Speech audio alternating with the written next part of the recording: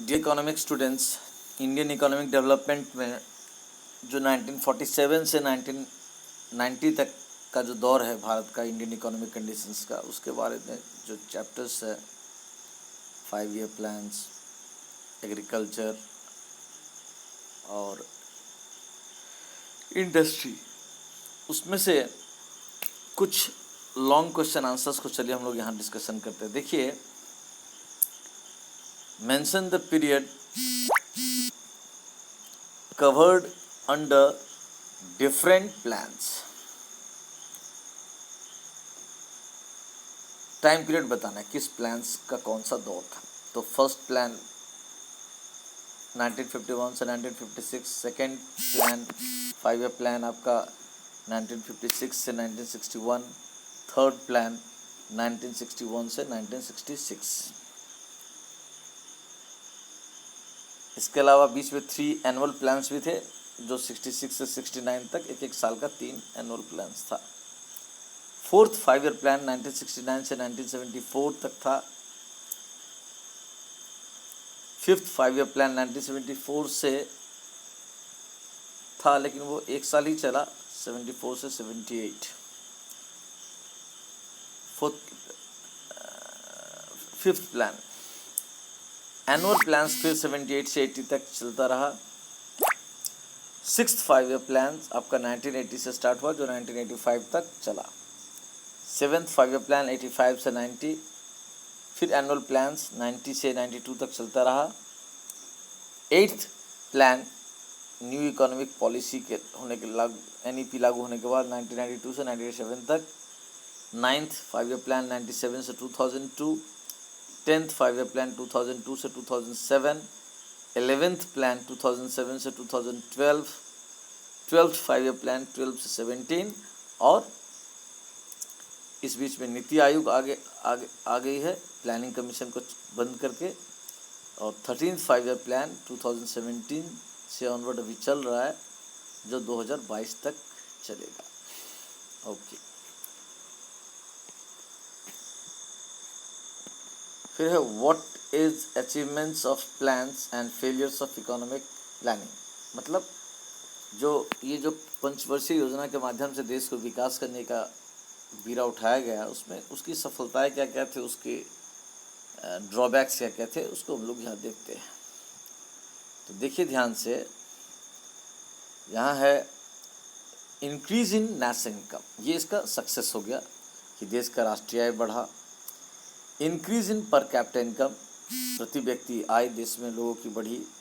फिर है increase in the rate of capital formation. मतलब कैपिटल फॉर्मेशन क्या होता है कि अगर आप 100 रुपया लगा रहे और बिजनेस में या किसी भी आर्थिक क्रियाकलाप में, तो 100 रुपया से एक साल में 100 ही रुपया रह जाएगा, तो कैपिटल फॉर्मेशन नहीं हुआ।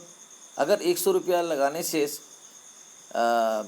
110 रुपया हो और उसके अगले साल फिर 100 से 112 रुपया आप कमा रहे हैं, तो ये हो गया कैपिटल फॉर्मेशन के रेट में डेवलपमेंट हो। यानी 100 रुपया लगा कर अभी तक 110 कमा रहे थे, अब इस साल से 112 कमाएंगे, तो 2% बढ़ गया कि नहीं। तो ये this is the rate of capital formation. Okay, फिर है institutional and technological reforms in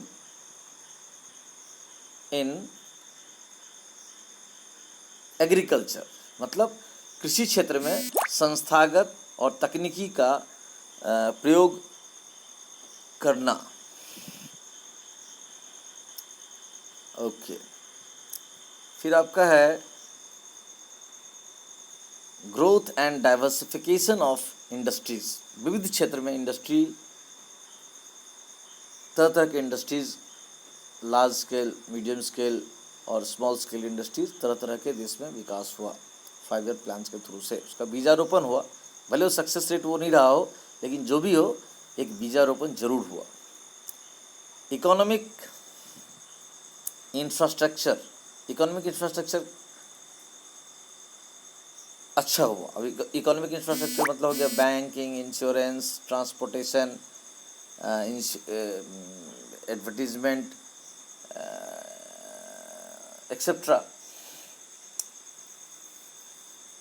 social infrastructure का मतलब होता है school, hospital, means health care facility, educations, ये सब में भी डेवलपमेंट हुआ।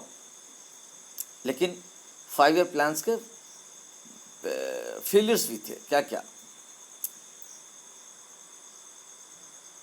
एब्जेक्ट पॉवर्टी, साल दर साल योजना बनता रहा, गरीबी दूर करना है, गरीबी दूर करना है, लेकिन सर्वव्याप्त गरीबी रही गई। माउंटिंग इन्फ्लेशन, और जिस हिसाब से देश में पॉपुलेशन बढ़ रहा था, जिस हिसाब से लोगों का डिमांड बढ़ रहा था, उस हिसाब से प्रोडक्शन नहीं बढ़ने के कारण महंगाई दिन पर दिन बढ़ती ही जा रही थी। फिर है अनएम्प्लॉयमेंट क्राइसिस। हर साल देश में जीडीपी में थोड़ा बहुत वृद्धि हो रहा था, फैक्ट्रीज भी बढ़ रहे थे, डाइवर्सिफिकेशन भी हो रहा था, लेकिन जिस रेशियो में देश की आबादी बढ़ रही थी, उस रेशियो में प्रोडक्शन, इंडस्ट्रीज डेवलपमेंट नहीं होने के कारण अनएम्प्लॉयमेंट बढ़ता ही जा रहा था। डेफिशिएंट इंफ्रास्ट्रक्चर, समय के साथ देश में सभी बैंकिंग हो, इंश्योरेंस हो, एजुकेशन सेक्टर हो, हेल्थ सेक्टर हो, सभी सेक्टर में गवर्नमेंट ने काम किया, लेकिन जो भी इंफ्रास्ट्रक्चर, इकोनॉमिक इंफ्रास्ट्रक्चर देश में लाने की कोशिश की गई, चाहे वो ट्रांसपोर्ट सेक्टर में हो, चाहे बैंकिंग में हो, कम्युनिकेशन में हो, इंश्योरेंस में हो, वो अपर्याप्त था। वो कमी से, त्रुटिपूर्ण था, वो परफेक्ट नहीं था, उसमें अकाउंटेबिलिटी का अभाव था, उसमें परफेक्शन का अभाव था। और स्क्यू डिस्ट्रीब्यूशन, मतलब हमने तो कोशिश किया था कि सोसाइटी में इक्विटी लाना है, लेकिन जब भी डेवलपमेंट हुआ, जब भी देश में जो भी इकोनॉमिक इंफ्रास्ट्रक्चर डेवलपमेंट हुए, लोगों का रोजगार बढ़ा, उसका परिणाम ये हुआ कि कुछ विशेष वर्ग देश में अमीर होते गए, यानी एक हैव्स सेक्शन और एक हैव्स नॉट सेक्शन देश में हो गया। फिर यहाँ what is economic planning? Economic planning is the determination of a suitable way to utilize the resources of the economy to achieve the goals or objective. It is, मतलब देखिए क्या लिख रहा है, economic planning is the determination, एक ऐसा दृढ़ निश्चय होती है, ऑफ अ सुटेबल वे, एक उचित तरीका, to utilise the resources of the country, देश के संसाधनों को प्रयोग करके, to achieve the goals of objective, जो हम लोगों ने उद्देश्य, जो लक्ष्य निर्धारित किया था, उस लक्ष्य को पाने के लिए जो बनाते हैं योजना, that is called economic planning. It is the assessment, allocation, mobilisation and utilisation of available resources, अपने उपलब्ध संसाधनों का मूल्यांकन करना, उनका बंटवारा करना, उनको काम में लगाना, जिससे कि कम से कम बर्बादी होने के साथ जो हमारे पास रिसोर्सेस है उसका हम सर्वथा उचित प्रयोग करें और देश के बेसिक नीड्स, डिमांड को फुलफिल कर सके। State the common goals of 5 year plans, इसको डिटेल में अपने बुक से पढ़ लीजिएगा, ये हम लोग पढ़े ही हैं। हर साल ग्रोथ होते रहे, high rate of growth, social justice, equality society में हो, इक्विटी हो, इकोनॉमिक इक्विटी हो, सोशल इक्विटी हो, समाज के हर सेक्शन को अपॉर्चुनिटीज़ मिले हर सेक्टर में। सेल्फ रिलायंस, हम धीरे धीरे विदेशों से इंपोर्ट करना बंद करें। और मॉडर्नाइजेशन, आधुनिकीकरण, समय के साथ जो दुनिया भर में टेक्नोलॉजी चेंजेज हो रहे हैं किसी भी सेक्टर में, उसको लाना, ये 4 लॉन्ग टर्म गोल्स थे 5 ईयर प्लान्स के। इसको आप लोग अपने सिलेबस से डिटेल में पढ़ लीजिएगा। Explain the various land reforms introduced post independence in India in the agriculture sector, मतलब भारतीय कृषि क्षेत्र में सुधार, संस्थागत सुधार भारत सरकार के द्वारा जो लाया गया, उसके पॉइंट्स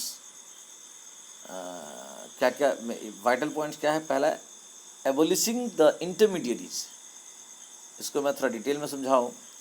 इंटरमीडिएरीज का मतलब होता है मिडिलमैन, मध्यस्थ। अब देखो, जब हमारा देश ब्रिटिशर्स के अधीन था तो क्या होता था, ज़मीन के मालिक सारे ज़मीन के मालिक ब्रिटिश गवर्नमेंट, लेकिन ब्रिटिश गवर्नमेंट ने एरिया वाइज 100 गांव, 50 गांव या 25 गांव पर एक एक ज़मींदार बना दिया कि ये ज़मींदार यहाँ का मालिक होगा। तो रीजनल ज़मींदार होते थे और फिर एक राज्य का ज़मींदार अलग होता था। तो क्या होते थे, जो लोकल एरिया का, जो राज्य का ज़मींदार है वो हर जिला स्तर पर दूसरे को ज़मींदारी दे दी। वो जिला स्तर के ज़मींदार अपने अंडर में भी कई सब ज़मींदार रख लेते थे और वो फिर किसानों से खेती करवा करके, मजदूरों से खेती करवा करके, उनसे टैक्स लेकर के अपने ऊपर वाले ज़मींदार को देते थे, ऊपर वाले ज़मींदार उसके ऊपर वाले ज़मींदार को देते थे, फिर वो ऊपर वाला ज़मींदार गवर्नमेंट को, ब्रिटिश गवर्नमेंट को टैक्स देते थे। तो बहुत सारे मिडिल मैन थे बीच में, और असली खेती करने वाला जो था मजदूर तबका, जो परिश्रम करके मेहनत करके उपजाता था फसल, उसके पास ज़मीन ही नहीं थे। तो भारत सरकार ने ये सुधार किया कि उन लोगों से ज़मीन ही छीन लिया। एक फिक्स क्वांटिटी से ज़्यादा ज़मीन किसी के पास नहीं। कंसोलिडेशन ऑफ होल्डिंग्स, ये दूसरा पॉइंट है। इसका मतलब होता है कि आप देखोगे हमारे गांव देहात सब में हर जगह ज़मीन किसी का तो है, बट 5 कट्ठा ईस्ट में है तो 15 कट्ठा वेस्ट में है, तो 25 कट्ठा साउथ में है, तो 17 कट्ठा नॉर्थ में है। तो we have lands, but the different lands are located in different region in the same village. So doing farming work at the same time in different farms and also protecting them, taking care of them was not easy. इसलिए government ने एक system लाया, चकबंदी system उसको हमारे यहाँ कहते हैं, कि अगर एक व्यक्ति का ज़मीन हो, चाहे वो 15 कट्ठे का मालिक हो या 15 बीघे का मालिक हो, उसका सारा ज़मीन एक जगह हो तो बड़ा अच्छा रहेगा। तो इसके लिए इस गवर्नमेंट ने चकबंदी सिस्टम लाना शुरू किया है। अपने बिहार तरफ तो नहीं देखा जाता है, लेकिन पंजाब हरियाणा तरफ ये काफ़ी सक्सेस है। रीडिस्ट्रीब्यूशन ऑफ लैंड, ये एक सुधार क्या हुआ, ज़मींदारों से ज़मीन छीन लेना, ले लेना और फिर से ज़मीन को उस सेक्शन को ज़मीन देना जो खुद मेहनत करके खेती करके, या ये कह सकते हैं कि लैंडलेस लोगों को लैंड देना, फिर से उसको ज़मीन का मालिक बनाना, ये था रीडिस्ट्रीब्यूशन ऑफ लैंड। वो तभी ख़त्म हुआ जब एवोल्यूशन ऑफ द इंटरमीडिएटरीज और लैंड शेलिंग सिस्टम, अभी हम लोग नीचे देखेंगे, वो लागू हुआ। कोऑपरेटिव फार्मिंग, ये क्या था, अब मान लीजिए गवर्नमेंट किसी इलाके में किसी बस्ती में ज़मीन बांटी है, जिसमें वहाँ की आबादी को वहाँ का ज़मीन बांटने के बाद हर एक के हिस्से 15 कट्ठा 20 कट्ठा, यानी किसी के पास 4-5 बीघा ज़मीन एक साथ नहीं है, लेकिन छोटा छोटा ज़मीन का टुकड़ा बहुत लोगों के पास है।